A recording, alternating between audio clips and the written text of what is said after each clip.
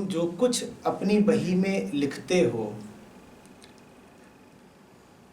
पहली बात तो वो यथार्थ नहीं होता। दूसरी बात, अगर कभी वो यथार्थ हो भी तो पूर्ण नहीं होता। पहली बात तो जो लिखा उसमें तथ्य ही नहीं होता। तुम्हें कभी शुद्ध बात पता चलती थोड़ी है। तुम जो कुछ भी देखते हो, सुनते हो, जानते हो, उसको अपने ही रंग में रंग लेते हो ना। तो विशुद्ध तथ्य का तो कभी ज्ञान भी नहीं होता। किसी ने कहा यहां आओ, यहां आओ तुम्हारे लिए सिर्फ यहां आओ ही थोड़ी होता है, उसके साथ कितने तो अर्थ जोड़ देते हो। तो पहली बात, जो सुनते हो वो अशुद्ध है, जो तुम्हारी बही में जा रहा है वो अशुद्ध है, उसमें घपला है,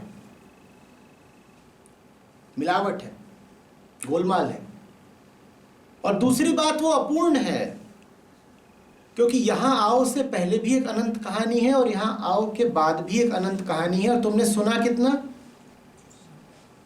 यहां आओ तुम कुछ जानते नहीं, लेकिन चूंकि तुम अपने आप को अपूर्ण समझते हो, इसीलिए तुम पूर्णता के प्यासे हो। तुम पूर्णता के प्यासे हो तो तुम्हें जो कुछ आधा अधूरा मिलता है तुम उसी को पूर्ण मान लेते हो। तुमने कहा यहां आओ, यही पूर्ण बात है, बात खत्म हो गई। वही लिख लिख के क्या होगा? लेकिन इसके आगे की पंक्ति पे गौर करो तो तुम्हें कर्म और कर्म के सिद्धांत को लेकर के जो भ्रांतियां हैं उन पर वार मिलेगा। वही लिख लिख के क्या होगा? यही सब कुछ चुकाना है, आगे नहीं चुकाना है। ये मत सोचना कि कर्म आज है, कर्म फल आगे है।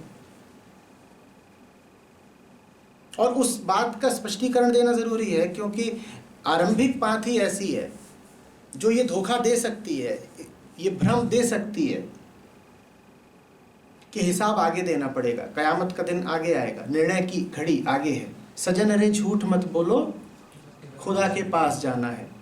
झूठ इसलिए मत बोलो क्योंकि आगे जाकर के कभी किसी दिन खुदा से सामना करना होगा, तब जवाब क्या दोगे, मुंह क्या दिखाओगे। ये बात सुनने में मीठी है, पर अगर आपने इसका अर्थ भविष्य में स्थापित कर दिया तो धोखा हो जाएगा। इस बात का कोई अर्थ भविष्य में नहीं है। खुदा के पास जाना नहीं है, वास्तव में खुदा है ही। और कर्मफल आगे नहीं मिलेगा, कर्मफल कर्म के साथ संयुक्त होता है। हां, आप स्थूल जिंदगी जी रहे हो तो स्थूल परिणाम अनुभव आपको आगे हो सकते हैं भविष्य में।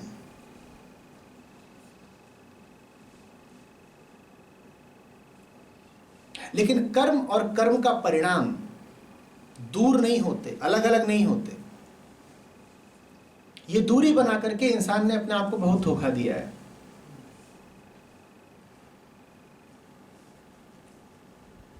आज खा लो, दाम कल चुकाने हैं, कल की कल देखेंगे। और क्या पता कल तक हम जिएंगे यही हलवाई जिएगा।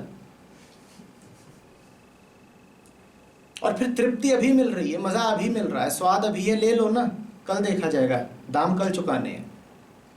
दाम तुम्हें कल नहीं चुकाने हैं, दाम तुम्हें सिर्फ स्थूल रूप से कल चुकाने हैं। दाम कल चुकाने हैं, ये बात तुम्हारे जहन पर बैठी ना, लो दाम तुमने अभी चुका दिया। समझना बात को। रुपया हो सकता है तुम उसको 1 साल बाद दो, पर 1 साल तक भी तो तुम अपने चित्त पर इस बात का बोझ लेकर चलोगे ना कि रुपया देना है। तो दाम तुमने साल भर बाद चुकाया या साल भर चुकाया? लेकिन तुम तो ये कहोगे कि जिस दिन नोट दिया सिर्फ उस दिन दाम चुकाया, नहीं, उस दिन नहीं चुकाया। कर्मफल के सिद्धांत का ये अर्थ मत लगा लेना कि कर्म आज है और कर्मफल 2 साल बाद मिलेगा। अभी फल मिल जाता है। हाँ, वो फल सूक्ष्म होता है, तुम्हें पता नहीं लगता। तुम्हें पता सिर्फ तब लगता है जब फल का विस्फोट हो जाता है।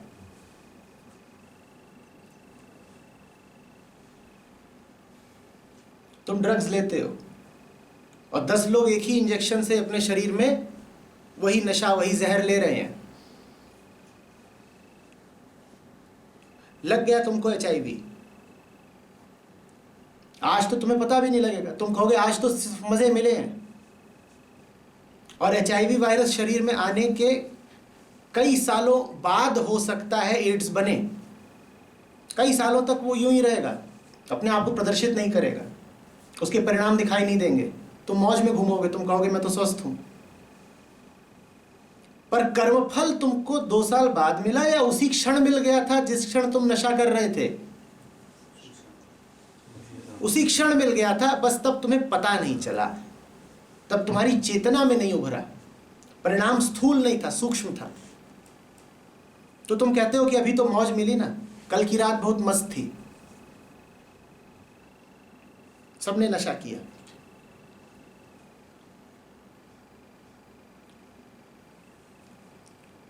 और बात HIV की भी नहीं है,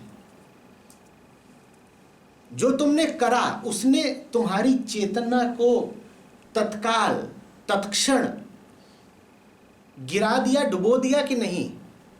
बोलो, डुबो दिया ना। एक शराबी शराब पी के गाड़ी चलाए और भिड़ जाए तो तुम कहते हो इसको कर्मफल मिल गया। पर वैसा कर्मफल 100 में से 1 शराबी को मिलता है। 99 शराबी तो शराब में गाड़ी चला के भी किसी प्रकार सकुशल घर पहुंच जाते हैं।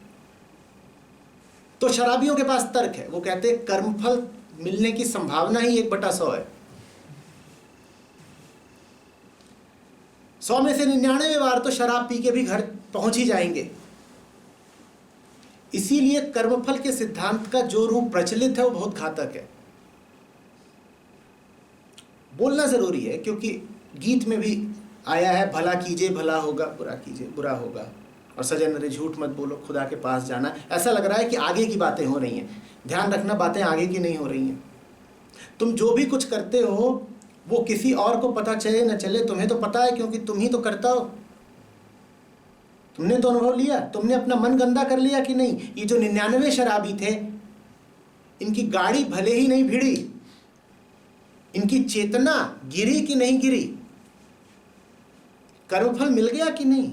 हाँ, गाड़ी भिड़ती तो धमाका होता, गाड़ी भिड़ती तो खून बहता, वो सब बातें स्थूल थी, ग्रॉस थी, वो दिख जाती। फिर तुम कहते कि देखो गलत काम का गलत अंजाम। अभी उसकी मात्र चेतना गिरी है, मात्र चेतना गिरी है, मात्र। तो हम कहते हैं मात्र, कुछ खास थोड़ी इसको फल भुगतना पड़ा, सिर्फ इसकी चेतना का ही तो स्तर गिरा। तुम भूल जाते हो कि चेतना ही सब कुछ है, तुम भूल जाते हो कि मन ही सब कुछ है। गड़बड़ काम करके अगर तुमने अपना मन गंदा कर दिया तो तुम्हें तत्काल सजा मिल गई, सजा आगे नहीं मिलेगी, सजा तत्काल मिल गई।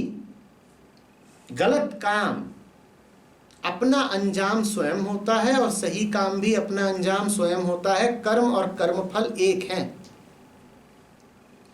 तो इस धोखे में, इस उम्मीद में मत बैठे रह जाना कि अब तो पक्का ही है 4 दिन बाद मर जाना है। सोचो कर्मफल का सिद्धांत कैसे टूटेगा। 4 दिन बाद तुमको मर जाना है, बता दिया तुम्हें डॉक्टरों ने कि तुम्हें बीमारी ऐसी है कि अब महीने भर से ज़्यादा चलोगे नहीं। और तुमको पता है कि न्यायालयों में मुकदमे तो अब सालों चलते हैं। तुम गए, किसी को मार आए, किसी को लूट आए, तुम कहे कर्मफल लेने के लिए जिंदा कौन रहेगा, अभी मौज कर लो, महीना भर है, कर दो 10 की हत्या। अधिक से अधिक तुम हमें क्या दोगे? फांसी दोगे। फांसी देने में भी तुम्हें 2 साल लगेंगे, और 2 साल जीता कौन है यहां?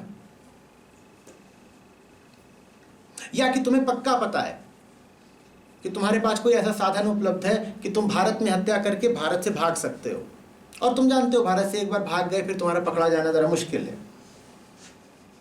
तो तुम कहोगे कर्मफल का सिद्धांत हम पे तो लागू ही नहीं होता, कर्म हम करेंगे, फल हमें थोड़ी ही मिलेगा, हम तो यहाँ से रवाना हो जाएंगे। और मान लो कोई तकनीक आ जाए कि किसी तरह आदमी चांद पे भाग जाए, कि मंगल ग्रह पर भाग जाए, तो फिर तो वहाँ किसी की सरकार नहीं चलती।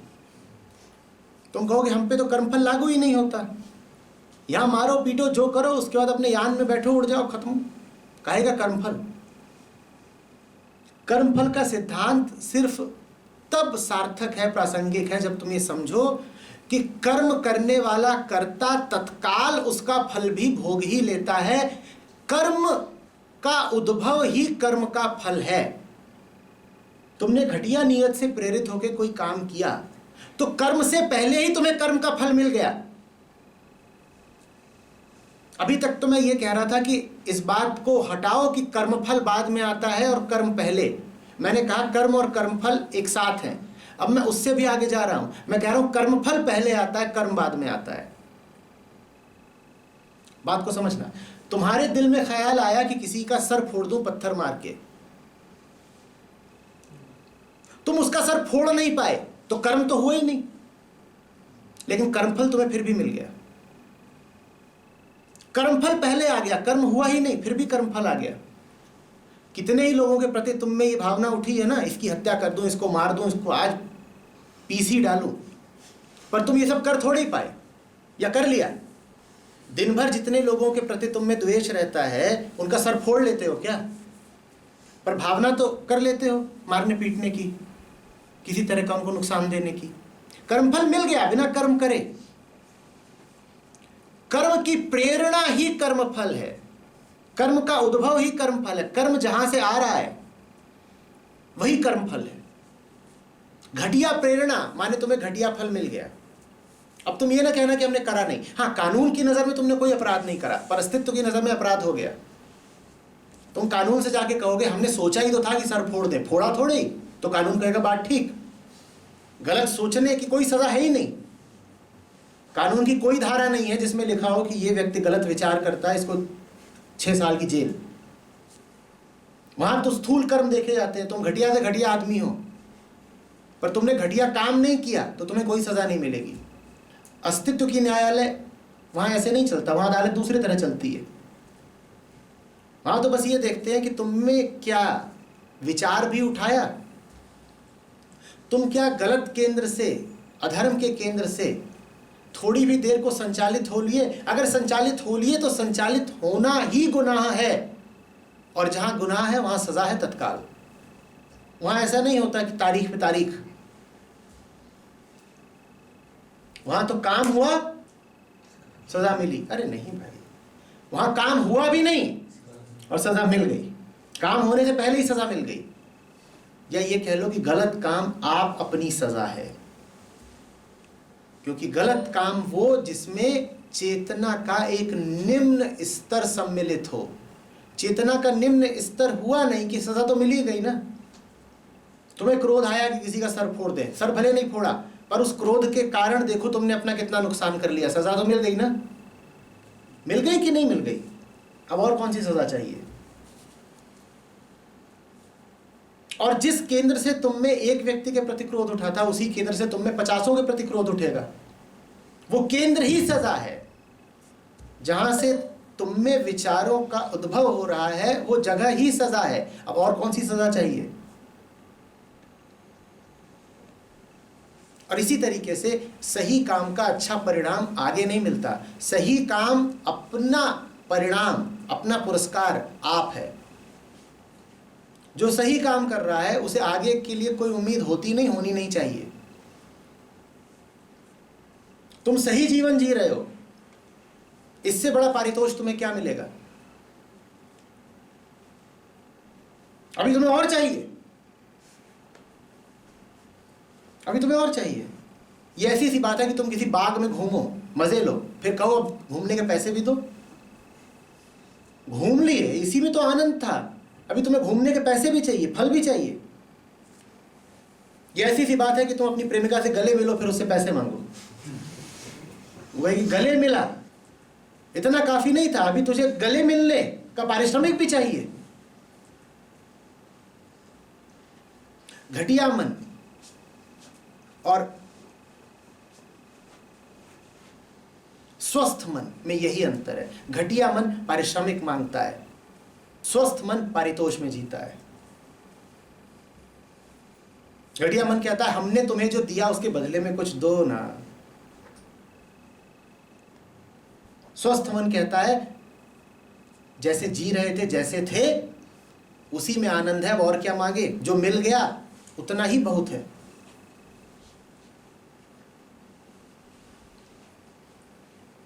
अनुग्रह, और मांगेंगे तो तुम्हारा भी अपमान है, हमारा भी अपमान है। सोचो ना, किसी से गले मिले हो फिर उससे कह रहे हो।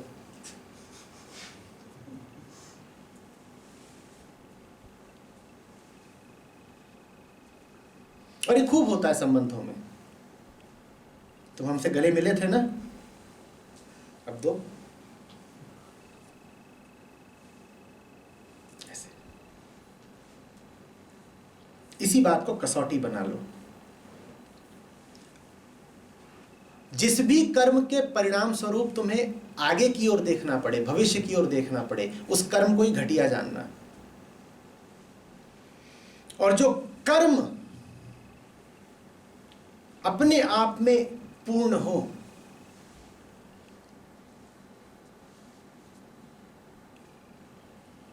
स्वयं जात और स्वयंभू हो, उसको शुभ जानना, दैवीय जानना।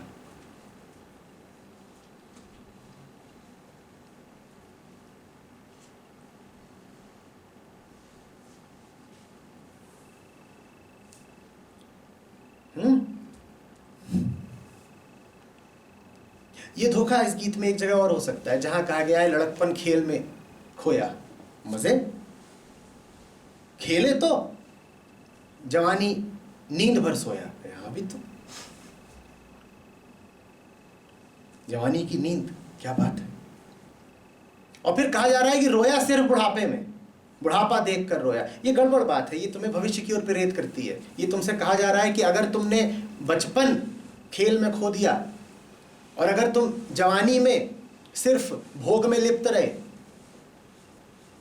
तो तुमको सजा मिलेगी बुढ़ापे में जाकर। ये बात गलत है ना। जो बचपन खेल में खोया है उसे बचपन में ही सजा मिल गई। जो जवानी भोग में लिप्त है उसकी जवानी व्यर्थ गई। बुढ़ापे तक इंतजार नहीं करना पड़ेगा, नहीं तो तुम कहोगे देखो साहब बुढ़ापा किसने देखा है और बुढ़ापे तक जाना किसको है। हमें 40 की उम्र तक भोगने तो 40 में हम कह दे रहे हैं आत्महत्या कर लेंगे, रोने की नौबत ही नहीं आने देंगे। तो कर्मफल के सिद्धांत पर अगर चलोगे तो बहुत घटिया निष्कर्ष निकल सकते हैं। मन बहुत चालाक होता है, वो हर सिद्धांत को तोड़ मड़ोड़ करके अपनी सुविधानुसार प्रयुक्त कर लेता है।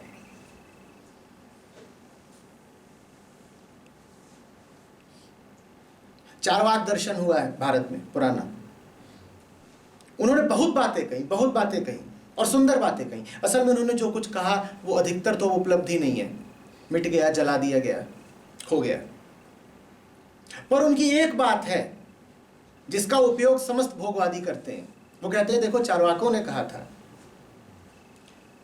कि बेटा जिंदगी छोटी है, ये सूत्र उनका श्लोक था कि जिंदगी छोटी है, अगर उधार लेकर भी घी पीना पड़े तो पियो, क्योंकि उधार चुकाने के लिए कोई बचेगा नहीं। तो बहुत चारवाकवादी घूम रहे हैं। वो कहते हैं हम थोड़ी कह रहे हैं, बड़े लोग बोल गए, उधार लेकर भी अगर घी पीना पड़े तो पियो, क्योंकि उधार चुकाने के लिए बचना किसको है। उधार लेके घी पियो और एक दिन टनक जाओ, खेल खत्म, पैसा हजम।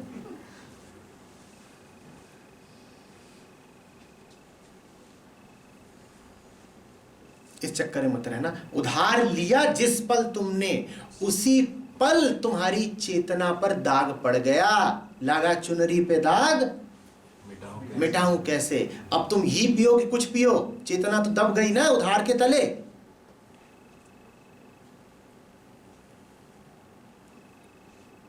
ये कर मत लेना। और तमाम धर्मों में इस तरह की बातें हैं। डे ऑफ जजमेंट, वहां चित्रगुप्त बैठे हुए हैं, वो वही लिख रहे हैं, और वहां पहुंचोगे तो सारा हिसाब किताब देना पड़ेगा, और कयामत का दिन आएगा, मुसलमान कहते हैं। सब धर्मों में ऐसी बातें हैं, और इंसान ने इन बातों का खूब उपयोग किया है। इंसान कहता है चित्रगुप्त ही तो है क्या अदना सा क्लर्क। हमने बहुत क्लर्कों की मुट्ठी गर्म करी है। हम सब सुरताल निकालना जानते हैं, जिंदगी भर हमने किया ही है ये। दफ्तरों में घुसते हैं और क्लर्क को कहते हैं थोड़ा इधर आ, फाइलें कैसे सरकानी हमसे पूछो। निर्णय तो हमारा फाइल के आधार पर ही होगा। और चित्रगुप्त कोई देवता तो है नहीं, है क्या? क्लर्क। अभी देखो,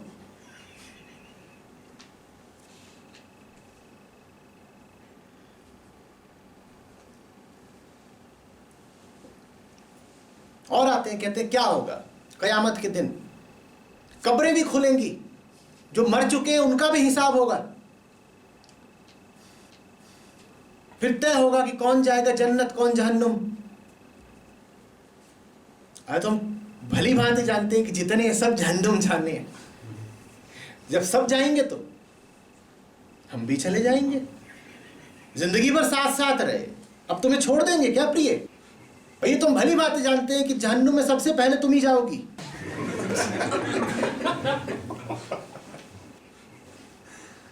और इतने तो हम बेवफा नहीं कि तुम्हें जहन्नुम अकेले जाने दें। तो तुम्हारा हमारा साथ बना रहे, इसके लिए बहुत जरूरी है कि हम घटिया जिंदगी जिए, नहीं तो जहन्नुम में बहुत मिस करोगी हमें।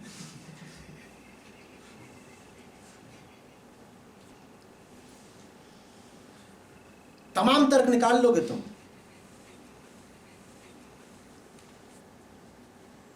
तेरा मेरा साथ रहे, साथ रहना है तो फिर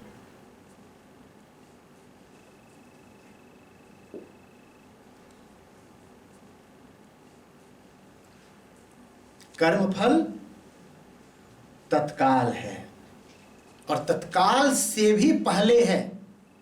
कर्म बाद में होता है। कर्म का विचार, कर्म की प्रेरणा ही तुम्हें फल या सजा दे जाती है। कर्म फिर करो कि ना करो, कर्म तो स्थूल बात है। वो जो भीतर से संवेग उठा, वो जो भीतर से प्रेरणा उठी, वो जो भीतर से विचार उठा, वही अपने आप में फल है, सजा दे गया। तो ये ना सोचना कि कर्म करेंगे बाद में, छोड़ो। पर हमारे मन में वो बात बैठ गई है, इसीलिए हम कर्म से आशय ही स्थूल कर्म से लेते हैं। कोई बहुत सड़ा मुंह बना करके बैठा हो, दिख रहा हो कि इसके घटिया विचार चल रहे हैं, तो न कराओ पुनः कराओ, उसके पास तुम जाके कहो कि सुधर जाओ, तो तत्काल तुमसे कहेगा मैंने किया क्या है। समझ रहे हो किस शब्द पे जोर है? मैंने किया क्या है। वो कहेगा मैंने अभी तक कुछ किया तो नहीं ना, अभी तक कुछ किया नहीं, तो तुम मुझे क्यों टोक रहे हो? तुमने कर दिया। तुम्हारी मानसिक अवस्था ही एक कर्म है। स्थूल कर्म की प्रतीक्षा में न रहो। तुम जिस मानसिक अवस्था में हो वो अपने आप में एक कर्म है। तुमने कर डाला, और कर डाला तो सजा भी पा ली या पुरस्कार भी पा लिया।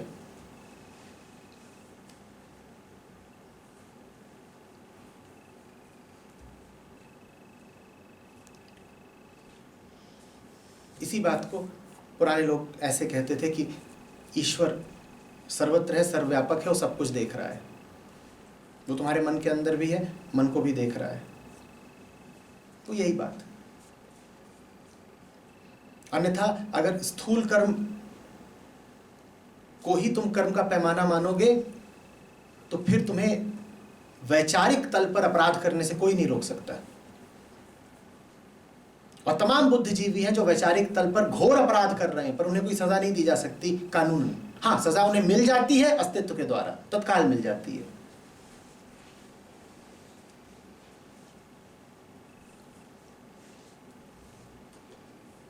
और वैचारिक तल पर अपराध करने के लिए कोई बुद्धिजीवी होना आवश्यक नहीं है। तुम घोर मूर्ख भी हो सकते हो।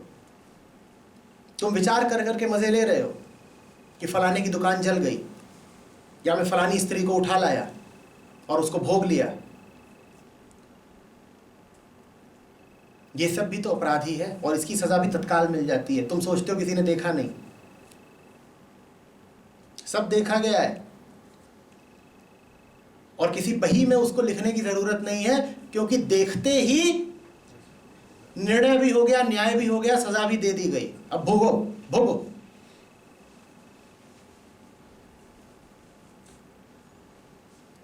तुम्हारा तर्क कुछ ऐसा है कि कोई अपने पांव पे कुल्हाड़ी मारे और खुश हो जाए, किसी ने देखा नहीं, मुझे सजा थोड़ी मिलेगी।